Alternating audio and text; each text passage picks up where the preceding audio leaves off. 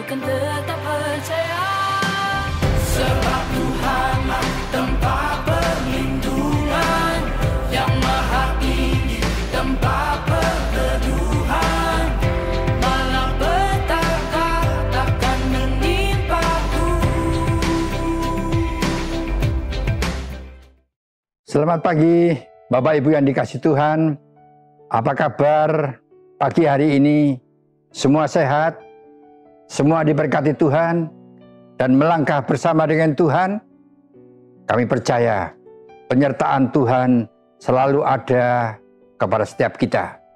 Penyertaan Tuhan kekal untuk saudara dan saya. Saudara yang kasih dalam Tuhan, sebelum kita bicara lebih lanjut, mari kita bersama-sama menghadap hadirat Tuhan. Terima kasih Bapa untuk segala kemurahan Allah yang luar biasa yang Engkau berikan kepada setiap kami, di mana saat ini Tuhan kami boleh bersama-sama bersekutu anak-anak-Mu, kami boleh mendengarkan suara-Mu Tuhan, kami boleh mendengarkan nasihat-nasihat, ajaran demi ajaran daripada Tuhan yang Tuhan berikan kepada kami, sehingga apa yang Tuhan sampaikan kepada kami memberikan satu kekuatan, keteguhan hati kami untuk menghadapi segala perkara yang ada di hadapan kami. Urapi setiap kami tanpa kecuali Tuhan di dalam roh-Mu. Di dalam nama Yesus kami berdoa. Amin. Bapak Ibu yang dikasihi Tuhan, kita adalah umat yang bahagia karena penyertaan Tuhan dan janji-janji Tuhan yang diberikan kepada setiap kita. Bukankah setiap kita menerima, menikmati anugerah yang luar biasa yang Tuhan janjikan kepada kita? Tuhan mengasihi saudara dan saya, karena saudara orang yang berarti di mata Tuhan, berharga di mata Tuhan, yang diperhatikan oleh Tuhan kita yang luar biasa. Kasih Tuhan yang tidak terbatas, kasih Tuhan yang tidak terukur, diberikannya kepada setiap kita. Haleluya. Tuhan kita, Tuhan yang sangat baik, yang memperhatikan kehidupan kita pribadi lepas pribadi, dimanapun kita ada, di dalam usaha-usaha yang kita lakukan, kita kerjakan, Tuhan selalu mendampinginya. Adakah di antara kita yang merasa hari-hari ditinggalkan oleh Tuhan? Atau saudara dan saya yang meninggalkan Tuhan? Saudara yang kasih di dalam Tuhan, Allah kita Allah yang setia, menyertai setiap kita dimanapun kita ada. Saudara yang kasih, minggu-minggu yang lalu Tuhan memberikan suatu pengajaran kepada setiap kita. Kiranya firman yang kita dengar bersama itu boleh meneguhkan kehidupan setiap kita, saudara yang kasih. Kenapa demikian? Pengajaran yang luar biasa melalui para nabi yang diberikan kepada setiap kita. Kalau beberapa minggu yang lalu kita berbicara atau mendengar tentang kisah cerita Habakuk, saudara yang kasih. Habakuk orang yang luar biasa yang peduli kepada bangsanya, di mana bangsanya menyimpang dari kesehariannya, di mana bangsa yang keras kepala itu meninggalkan Tuhan, melupakan Tuhan, tidak mau mendengar suara Tuhan. Kesombongan dia kuasai dan dia miliki. Dia tidak ingat dan tidak mau mendengar nasihat daripada Tuhan. Saudara yang kasih, itu menjadi beban yang berat dalam kehidupan Habakuk, yang mana setiap saat dia berdoa buat bangsanya, tapi Habakuk merasa seakan-akan doa dia tidak didengar oleh Tuhan dan tidak dijawab oleh Tuhan. Sehingga Habakuk berteriak-teriak kepada Tuhan, Tuhan tolonglah kami, tolonglah bangsa kami, berkati bangsa kami dan sebagainya. Sering kasih. Apa penyebab yang terjadi? Menurut saya penyebabnya karena dosa. Karena bangsa Israel berbuat dosa, meninggalkan Tuhan dan tidak mau mendengar suara Tuhan. Sering kasih. Dan pada akhirnya Tuhan juga memberkati Habakuk. Apapun yang terjadi, Habakuk tetap punya iman. Mungkin sekilas kelihatan seakan-akan Habakuk putus asa menghadapi bangsanya. Tapi di sisi yang lain, Habakuk menjadi orang yang kuat di dalam iman dan pengharapannya kepada Bapa di surga, yaitu Tuhan kita, yang pada akhirnya Tuhan memberkati bangsa itu.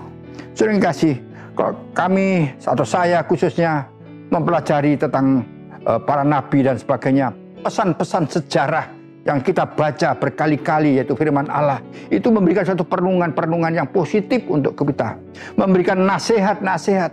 Kita jangan membaca sekedar membaca akan kisah sejarah ini, tapi ada banyak pesan Tuhan yang Tuhan sampaikan kepada setiap kita. Mintalah pengertian dari Tuhan, supaya kita boleh mengerti, mendapatkan suatu berkat dari kisah-kisah sejarah para nabi yang sama-sama kita pelajari. Hari ini pun saya mempelajari dalam kisah kehidupan daripada Mika, nabi yang luar biasa, saudara yang kasih. Saudara yang kasih dalam Tuhan, kita tahu hari-hari ini dalam kehidupan setiap kita, di masa-masa sulit yang kita sama-sama hadapi, bukan hal yang mudah. Lebih daripada 2 tahun kita belajar bersama. Banyak hal yang baru yang Tuhan ungkapkan, yang Tuhan bukakan apa yang harus kita lakukan. Yang selama ini kita mungkin boleh dikatakan hidup kita pasif, ya, tidak aktif, tidak pernah berpikir dan bayangkan apa yang akan terjadi.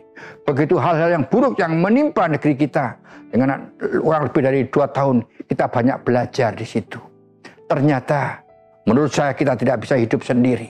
Kita harus hidup dalam komunitas, hidup saling antara satu dengan lain, membangun suatu hubungan antara satu lain, membangun suatu kekuatan dalam kehidupan kita antara satu dengan lain, sehingga kita tetap hidup dalam satu komunitas. Ternyata dalam kondisi yang tidak menguntungkan bagi kita, komunitas menjadi peranan penting dalam kehidupan setiap kita orang yang percaya. Bapak Ibu yang dikasihi Tuhan, dengan adanya komunitas, kita hidup saling berbagi, ya, saling menolong satu dengan lain, saling mendoakan satu dengan lain, saling menguatkan antara satu dengan lain. Kita tidak bisa hidup sendiri tanpa rekan-rekan seiman, sering kasih. Kalau hari-hari ini mungkin kita melupakan akan perhimpunan, atau kita meninggalkan persekutuan, apabila kita juga mungkin meninggalkan himpunan-himpunan kecil atau komunitas-komunitas, mari kita kembali kepada komunitas. Kenapa? Di dalam komunitas kita mendapatkan satu kekuatan. Di dalam komunitas kita mendapatkan satu anugerah yang besar, yang tidak kita harapkan, yang kita impikan terjadi. Kenapa? Karena rekan-rekan yang lain mendoakan untuk setiap kita. Apapun yang kita hadapi, saudara kasih, ya, ada pertolongan Tuhan, ada doa di dalam kehidupan setiap kita. Begitu besar kuasa daripada doa yang disampaikan oleh saudara-saudara kita, saudara yang kasih. Dan kita pun ada detik ini, bukan karena kita bernasib baik, bukan. Tapi saudara dan saya ada hari ini bisa menikmati berkat itu karena doa rekan-rekan kita semuanya, yang sama-sama kita panjatkan ke hadapan Tuhan. Dan Tuhan mendengar semua doa yang kita naikkan. Bahkan Tuhan menjawab semua doa-doa yang kita panjatkan kepada Tuhan. Karena Tuhan tidak segan-segan mendengar akan doa setiap anak-anaknya yang diucapkan dengan benar di dalam kehidupan setiap mereka. Saudara yang kasih, di masa sulit ini kita banyak pengalaman. Kalau kita boleh berseru kepada Tuhan, kalau kita boleh mengandalkan Tuhan di dalam segala perkara, bergaul karib dengan Tuhan, saudara yang kasih, masalah seakan-akan tidak ada masalah. Karena yang menciptakan masalah adalah kita itu sendiri. Saudara yang kasih, percayalah, apapun yang terjadi di dalam kehidupan setiap kita, kita akan dituntun oleh Tuhan kita yang hidup, yang selalu menopang kehidupan kita, sehingga kita tidak jatuh. Saudara yang kasih dalam Tuhan, mari kita bersama-sama tetap semangat, kita bergaul karib dengan Tuhan. Karena Tuhan yang luar biasa, sanggup menjawab doa saudara dan saya hari-hari ini. Saudara yang kasih, kalau saya berbicara tentang bangsa Israel, kita tahu semua bangsa yang sangat keras kepala. Kesombongan terjadi, saudara yang kasih. Bahkan kesombongan adalah kebencian daripada Tuhan. Tuhan paling benci dengan kesombongan. Bangsa Israel yang sering kita bicarakan, yang sering kita dengar, yang kita baca, menjadi guru kepada setiap kita. Karena itu sejarah hidup bangsa ini. Saudara yang kasih, biarlah bangsa ini menjadi pelajaran buat setiap kita. Apapun yang mereka lakukan, yang dia lakukan, menjadi pegangan buat setiap kita. Karena kita tahu bangsa ini sangat keras kepala, sering melawan Tuhan dan tidak mau mendengar Tuhan. Dan apabila tidak mau mendengar Tuhan dan melakukannya, maka ada akibat yang mereka lakukan sangat fatal. Pelajaran yang indah tentunya. Maka dari itu kita harus dengar-dengaran suara Tuhan. Dengar-dengaran akan suara Tuhan yaitu firman Allah itu. Karena firman Allah berkuasa menolong setiap kita, menopang kehidupan kita, memberikan kekuatan dalam kehidupan setiap kita orang yang percaya kepada Tuhan. Saudara yang kasih, andalkan Tuhan, andalkan firman-Nya, karena firman yang berkuasa yang membantu kehidupan setiap kita umat manusia yang jatuh dan bangun karena firman. Kita jatuh di dalam dosa, bangkit bersama dengan Tuhan. Karena firman Allah ada dampak, yaitu memberikan kuasa yang luar biasa di dalam hidup ini. Saudara yang kasih, kehidupan setiap kita bisa diubahkan yang tidak baik menjadi baik oleh firman itu sendiri.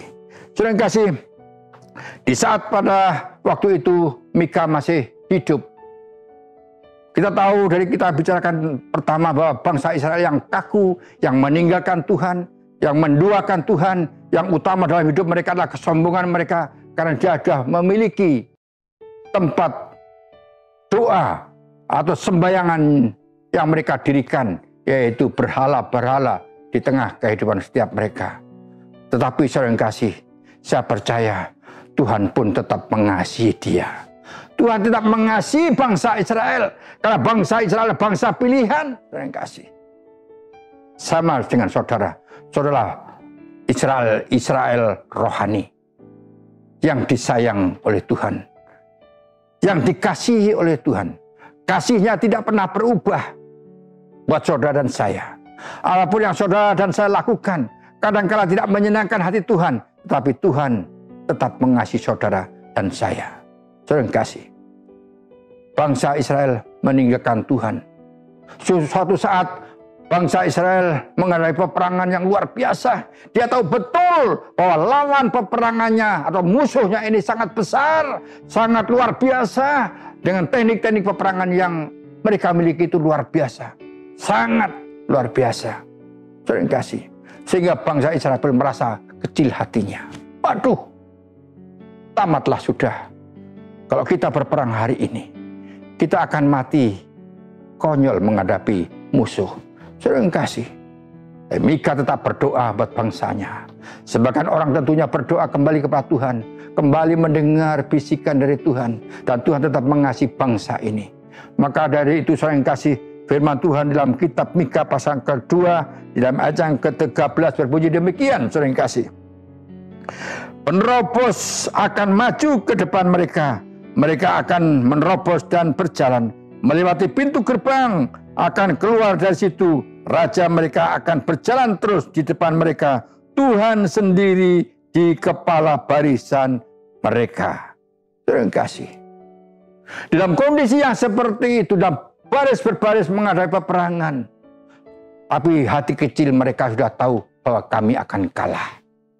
Luar biasa, ada satu mukjizat terjadi, bahwa penerobos berjanji akan menerobos pasukan tersebut ke depan. Saudara yang kasih, dalam barisan itu walaupun dalam pasukan-pasukan yang sudah tersedia, para panglima perang sudah ada depan, tetapi ada penerobos yang masuk dalam barisan dan dia berdiri di depan sana. Siapakah itu? Itu Tuhan. Saudara yang kasih, Tuhan ada di depan bangsa Israel. Perang yang berperang bukan bangsa Israel, tapi yang perang adalah Tuhan. Saudara yang kasih, luar biasa. Bukankah dalam kehidupan setiap kita juga demikian, saudara yang kasih? Di dalam kehidupan kita masing-masing di dunia ini dengan penuh dengan segala persoalan yang kita hadapi. Kadang-kala jalan buntu yang kita hadapi, saudara yang kasih. Seakan-akan tidak ada solusi. Kadang-kadang dalam benak pikiran kita, mati deh gua. Enggak ada cara lain. Bagaimana ini? Jalan buntu.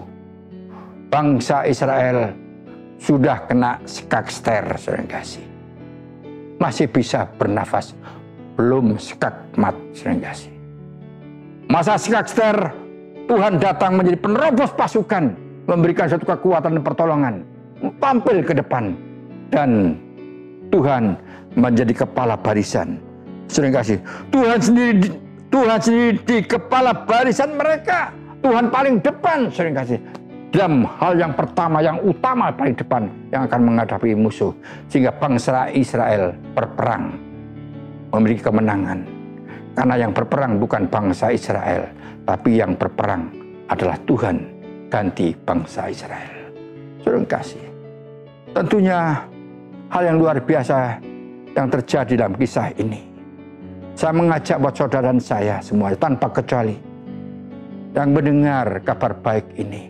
Apabila saudara dan saya menghadapi jalan buntu, solusi tidak ada, bahkan kita sekak-sekler dan sebagainya, tidak ada solusi. Hadirkan Tuhan. Hadirkan Tuhan dalam kehidupan saudara, dalam rumah tangga saudara, dalam pekerjaan saudara, dalam usaha saudara. Hadirkan Sang Penerobos itu masuk di tengah-tengah saudara, di tengah-tengah pekerjaan saudara, di tengah-tengah usaha saudara. Hadirkan Sang Penerobos itu di dalam kehidupan saudara dan saya. Dan dia siap, dan dia tampil di depan. Dia akan berperang ganti saudara dan saya. Saudara kasih, kalau kita percaya dengan Tuhan, kalau kita menghadirkan Tuhan dalam kehidupan saudara dan saya, Tuhan akan tampil di depan.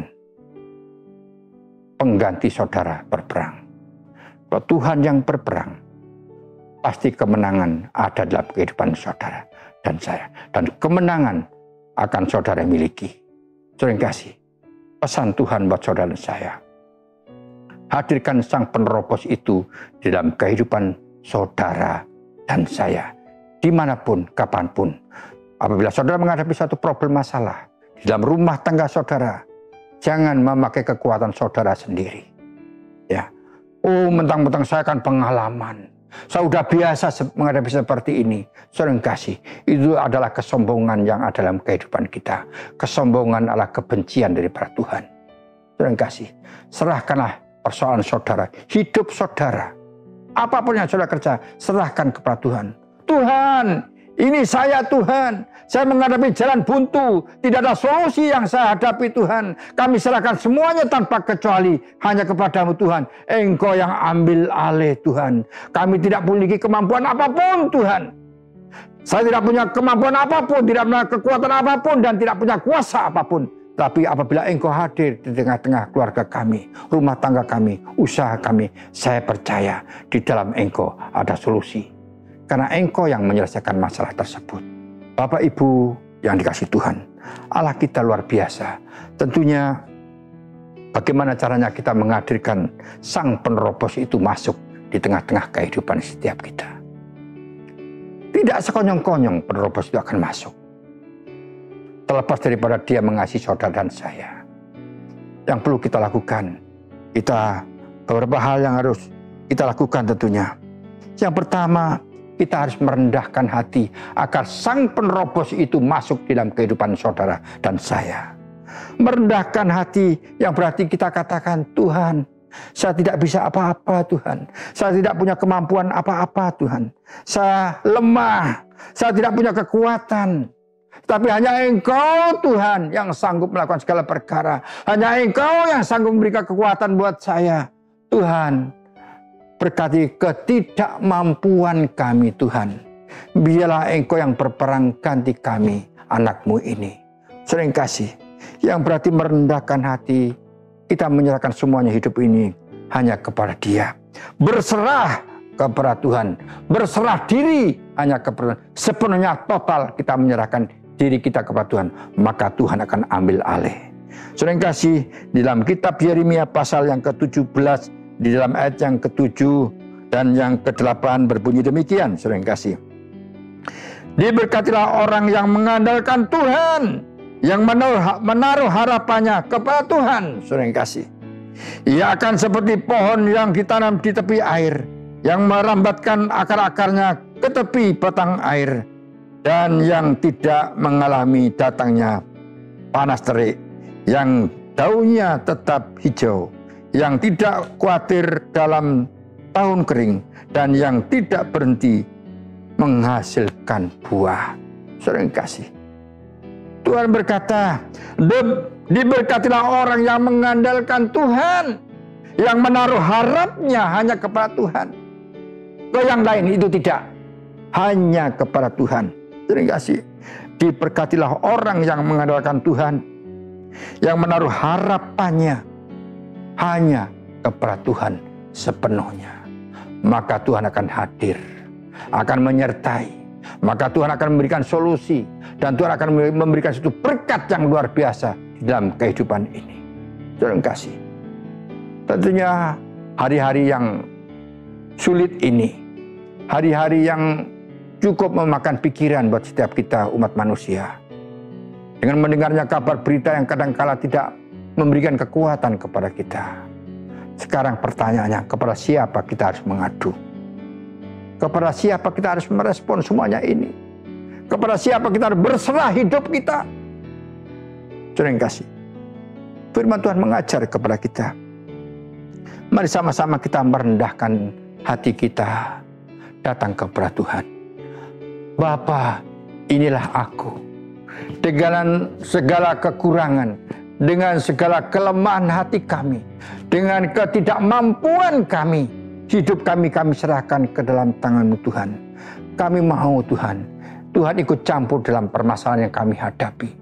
Karena kami mempercayai, kami mengimani, di dalam Engkau ada kesanggupan, di dalam Engkau ada pengharapan. Bapa, tolonglah kami, berkati kami, jauhkan segala kesombongan itu dari hidup kami. Jangan sampai ada rasa saya paling bisa dan paling sanggup mengatasi. Tapi kami mempercayai hanya Engkau yang sanggup. Saudara yang kasih dalam Tuhan. Maka Tuhan akan hadir di tengah-tengah saudara. Dan Tuhan memberikan pertolongan kepada setiap kita tanpa kecuali. Saudara yang kasih. Luar biasa. Kita berserah. Kita menyerahkan diri sepenuhnya. Jangan sampai kita memakai akal dan pengalaman kita. Yang terbatas tentunya.